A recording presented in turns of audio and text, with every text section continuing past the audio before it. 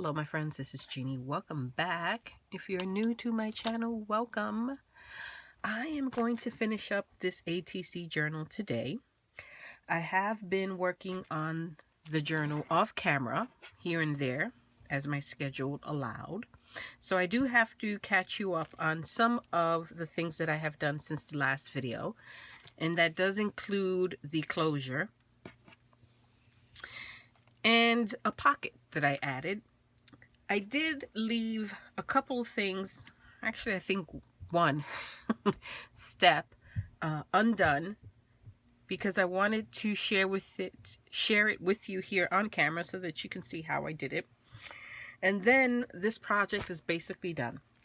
So let's talk about this closure. Isn't it cute? Check it out. I took some jean material and I took some sari silk. I attached some on the back, the front cover and the back cover. And I was very generous in how much I left. I can either tie it off with a bow along the spine of the journal on this side, or I can tie it off along the opening or the mouth of the journal this way. I left lots of extra, more than I need actually, of the jean and the sari silk, because I anticipate that this journal's going to get a little chunky because I still want to work on the individual pages. So I left plenty of room for growth, and I just like the look of it that way. The way I attached the jean and sari silk material onto the covers is I used an eyelet. That was the first method I used. I have these huge eyelets in different colors. I chose white. And so using my crocodile, I punched a hole through the front cover. I punched a hole through the layers of the jean material and the sari silk. And then I put the grommet through the material, through the cover, and, set it in place. Then I looked at it and decided I didn't like that. Typical, right?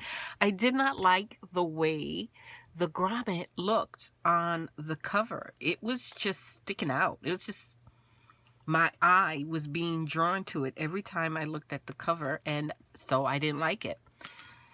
My solution to that was buttons. I have a nice little collection of buttons.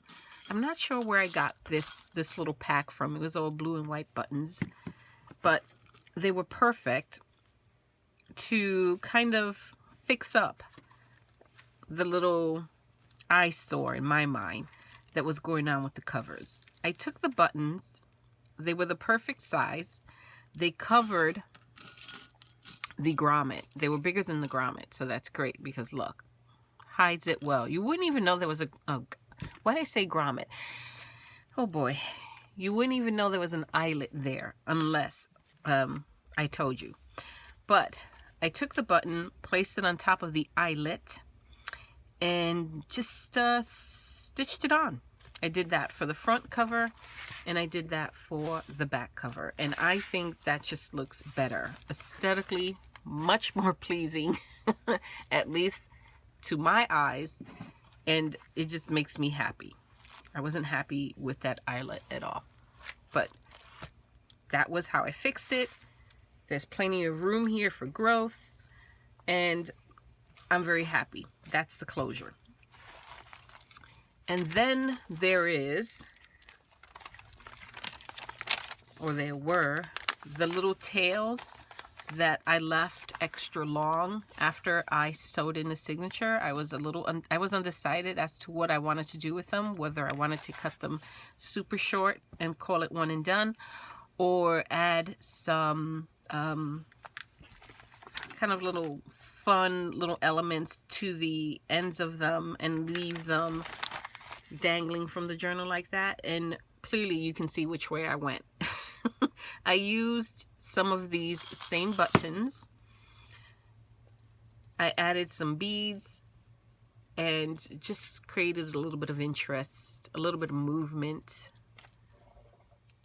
with the tails of the wax cord. And I like the way that looks. Very simple. Ties in with the button element that's on the cover here. So that works for me. Okay. Then I added a pocket. I want to add, or in my mind, and I think I've said it several times in the past, I wanted to add a pocket to the inside of the back cover and the inside of the front cover. So I took some of the pieces left over from that same jean material and from the lace that I used to create the cover. Decorated this pocket, did some stitching, added some buttons, a little bit of collaging, some white splatter, glued the pocket on, and that's what it looks like. Now, I went through that really quickly, but I'm going to go through it again on what I did. And this time, I can point it out more specifically with the other pockets. I made a similar pocket for the front, but I didn't glue it on because I wanted to use this to better show you what I did. So I took the jean material, cut a square of that jean material. Then we had, do you remember when I cut the jean apart, I cut it at the seam, so I had these really thick strips of the seam. Well, I added pieces of that to the top side of my square just to make it look a little more finished. I added the lace, and then I took those pieces to my sewing machine and I did some zigzag sewing around 3 sides of my square, because I want the pocket to look like it's sewn on. I can't sew it on now, not with everything that's going on here. But I do want it to look as if it is sewn on. So after I did the zigzag stitching, I took some of that, do you remember this? All the little loose threads that were coming off of the jeans as I was cutting and sizing things.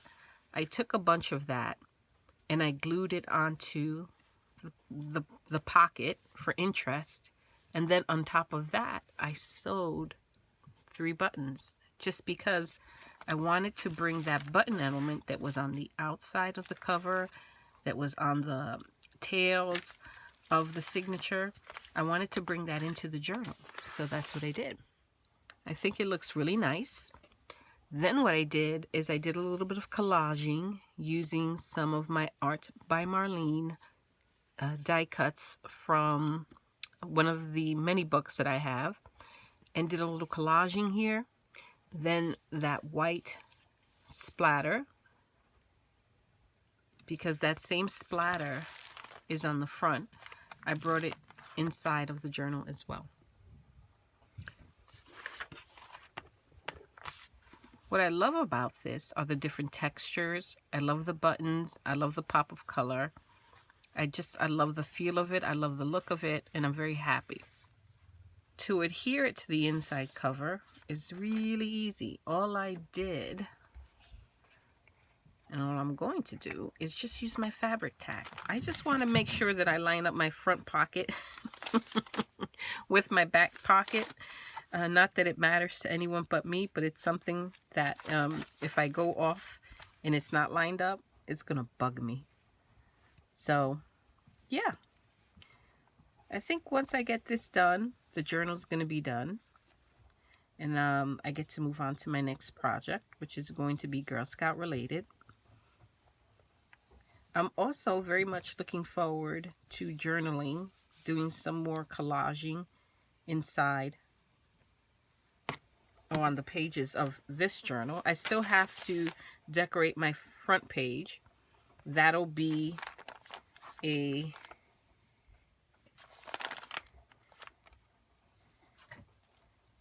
standalone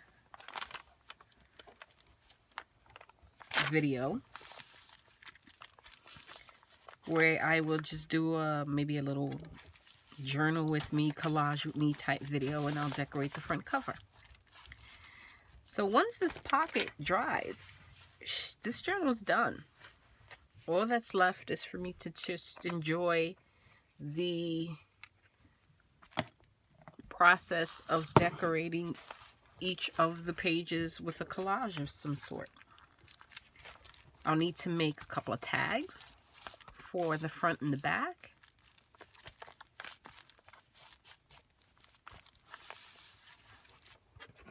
But yeah, that's it.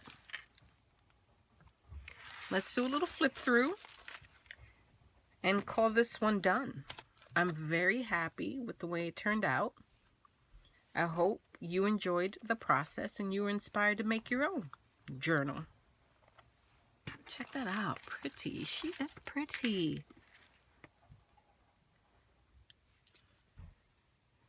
So this is the front cover. This is what it looks like. Maybe I can pick up the camera a little bit. Here's the front.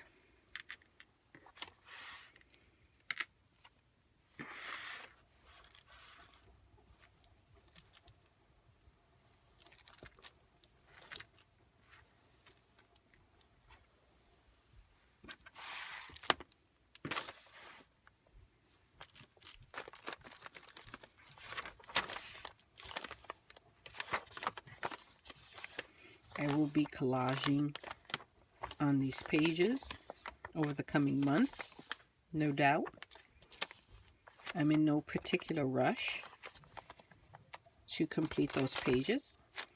I am super excited about this double spread layout in the center. That's going to be fun.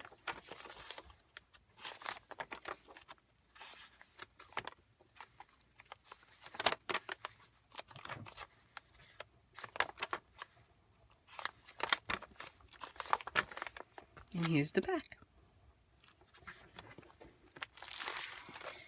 So that is the completed journal. Thank you for watching the process of this journal, my ATC journal. You got to see it from inception to final flip through. I'm happy with the way it turned out. I'm looking forward to working in this journal. You will see it in upcoming episodes as I journal in it, either with art pages or collage pages or whatever it may be. And like I said, hopefully you'll be inspired to make one of your own. If you do, definitely drop me a link, send me a photo, let me see what you're making.